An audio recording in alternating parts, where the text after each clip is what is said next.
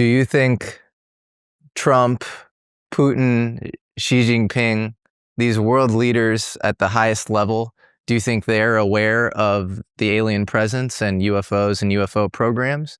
Of course, they understand. As leaders of nations, they must be informed.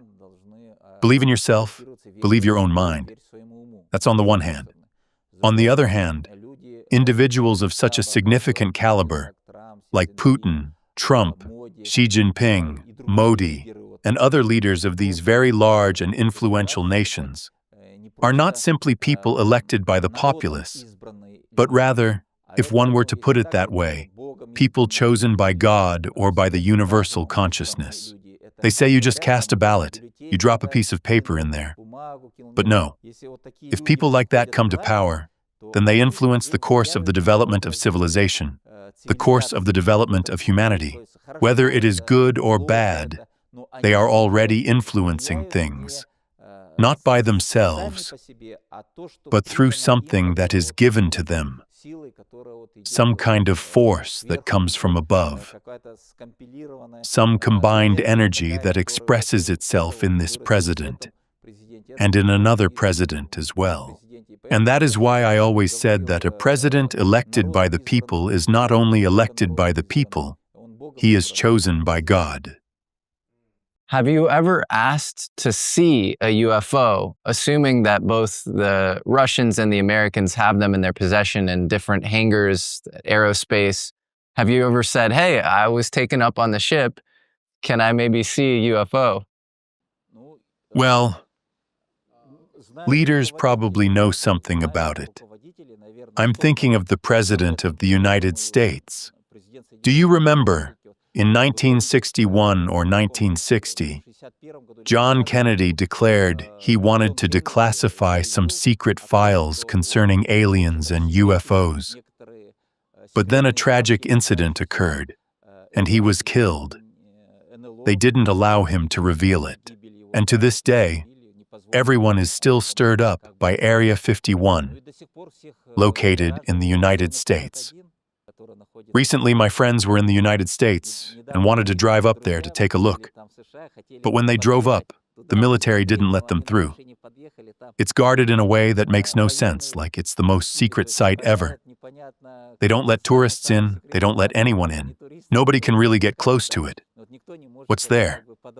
Maybe it's the remains of a spacecraft. Maybe someone is there.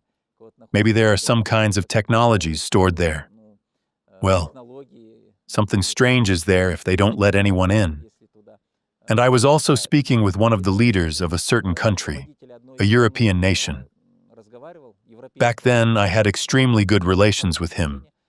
And when I was a guest at his home, we went for a walk.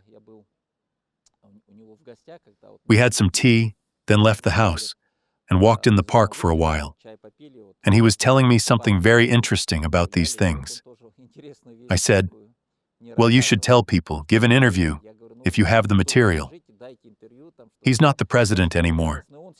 That was, I think, 25, 30 years ago. He says, I cannot. I do not have the right to say. I met several times with the previous Pope John Paul II. I think it was during his time in the late 80s, the Pope signed a decree and a special observatory was established. Right there, inside the Vatican, they've opened an observatory and appointed one of their bishops as the director for research into all these extraterrestrial civilizations and UFOs. If the Vatican has opened it, then there must be something to it. So the Vatican has a dedicated UFO researcher in the observatory? Well, as far as I know, their research is classified, but such a department still exists to this day. It hasn't been disbanded. But back then, when I met the Roman Pope in 1994, I didn't quite understand it. He had this phrase, well, not exactly a phrase, but the idea was that we are not alone. We are not alone in this universe. You know, he was friends with the 14th Dalai Lama, the head of the Buddhists. They would periodically meet and hold debates on the soul's reincarnation, like how a person dies, how many times they are reborn, is there rebirth, is there life after death? In Christianity, a person is born, and then there's the judgment of God. You either go to heaven or you go to hell, right? But in Buddhism, a person is reborn. They live again. They go through 108 lives. One life, then another, all the way to the 108th. I'm living my 69th life now. That's what the Buddhist monks told me. So I take this life calmly.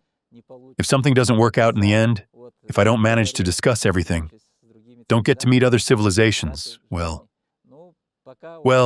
for now, I think, humanity isn't ready to communicate directly, to meet with them, because we haven't yet risen in our spiritual and mental development. What do you think the Dalai Lama thinks about UFOs and extraterrestrials? Well, he also says, we're not alone. But the Dalai Lama and Buddhism, they look at it in a much broader way. I see it the same way as well, meaning you do need to look up there, far into the sky. But we keep looking out there, while we still haven't really studied what's going on right here in our own head. Our brain is right here, in our head. But it only works at 3 to 4%. Some use 1%, others maybe a little more, like those who play chess, perhaps 4 or 5%, maybe more. But 95% of our brain remains unexplored, perhaps if we study the brain more. For instance, in Russia, there's a brain institute. If we delve deeper into brain research, then perhaps, without any need for spacecraft or such, we will be able to move through space, we will communicate with each other, we will become much smarter, and so on. And therefore, while serving as the president, I led the World Chess Federation for 23 long years. And for me, the guiding principle was this: 1 billion intelligent people, 1 billion chess players can truly change the world. We must change the world, specifically within our own consciousness. And so I tried to introduce chess in schools, so children would start playing from childhood. Why?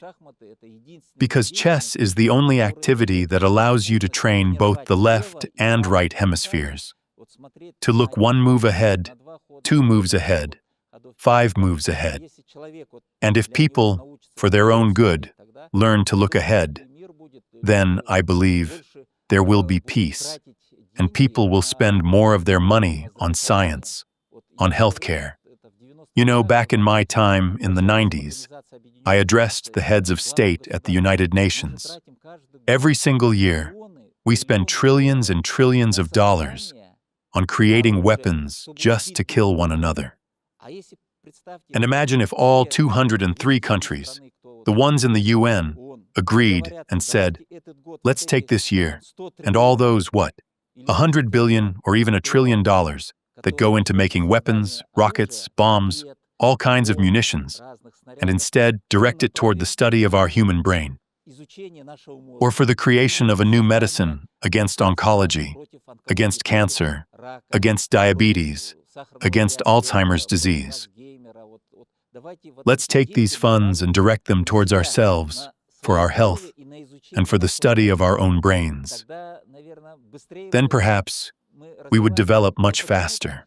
But for some reason, the members of parliament and people elect these parliaments, whether it's in Britain, in America, wherever there's a parliament, in Congo, in different countries, in Argentina, what do those deputies end up voting for? For the military budget. Instead of spending just 3 to 5% of that money on medicine, on healthcare, on inventing new drugs, to cure ourselves, to study our own brains. These deputies, who are supposed to represent the people, they say, let's just make more weapons. Presidents, also elected by the people, sign decrees. Let's keep making weapons.